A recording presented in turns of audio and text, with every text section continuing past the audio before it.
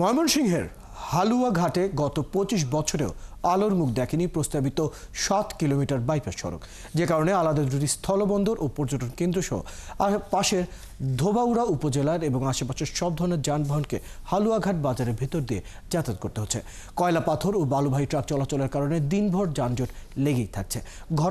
ঘটছে নানা দুর্ঘটনা। সময় মতো মালামাল লোড আনলোড করতে না পারায় আর্থিকভাবেও ক্ষতিগ্রস্ত হচ্ছেন ব্যবসায়ীরা। বাবুল হোসেনের তথ্য ও ছবিতে নুরুজ্জামানের রিপোর্ট। সীমান্তবর্তী উপজেলা হালুয়াঘাট বাজারে যানজটের নাকাল সব শ্রেণী পেশার মানুষ। বিকল্প না থাকায় করৈতলী ও গোবরাকুড়া স্থলবন্দর থেকে কয়লা ও পাথর বোঝাই ট্রাক, বালুবাহী ট্রাক পিকআপকে এই বাজারের ভেতর দিয়ে যাতায়াত করতে হচ্ছে।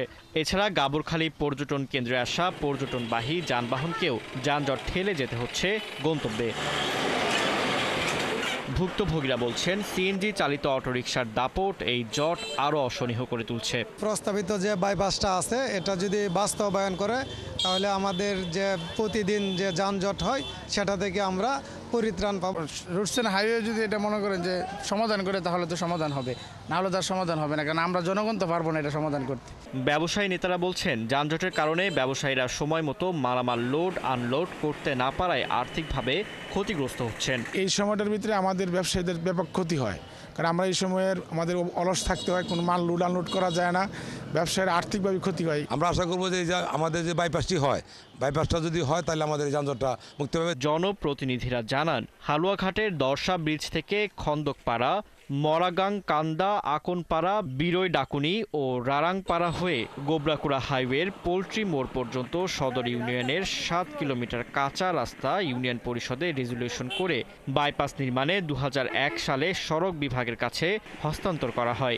গত ২৫ বছরেও প্রস্তাবিত এই বাইপাস সড়কের বাস্তবায়ন না হওয়ায় হতাশ তারা। দর্শা হাইওয়ে থেকে গোবরাকুড়া পোল্ট্রি মোড় হাইওয়ে পর্যন্ত আজকে ২৪ বছরে এটা আলোর মুখ দেখে নাই। আমরা আশা করি অতি দ্রুত বাস্তবায়ন হবে জনস্বার্থে। এদিকে আগামীতে ক্ষমতায় গেলে বাইপাস সড়ক নির্মাণে জনগণের এই দাবিকে অগ্রাধিকার দেওয়া হবে বলে জানান এই বিএনপি নেতা। বিএনপি যদি এই আসন থেকে বিজয়ী হয় আমরা অবশ্যই হালুয়াঘাটের উন্নয়নের জন্য যে মাস্টার প্ল্যান হাতে নিব, তার মধ্যে অগ্রাধিকার ভিত্তিতে বাইপাস রোড থাকবে। আর সড়ক বিভাগের এই কর্মকর্তা বলছেন, প্রস্তাবিত বাইপাস সড়কের কাজ বাস্তবায়নে নতুন উদ্যোগ নেওয়া হবে। আমরা এখানে আরো কিছু ফিজিবিলিটি স্টাডি কাজ সম্পন্ন করব, সেটা ফিজিবিলিটি স্টাডি সম্পন্ন হওয়ার পরে যদি এই বিষয়টা আমরা ঊর্ধ্বতন কর্তৃপক্ষ বরাবর প্রস্তাবনাটা প্রেরণ করব, সেই ঊর্ধ্বতন কর্তৃপক্ষের অনুমোদন সাপেক্ষে আমরা ডিপিপি প্রণয়ন করব ইনশাআল্লাহ। সরকারের কাছে বাইপাস সড়কের কাজ বাস্তবায়নের দাবি করেছে এলাকাবাসী।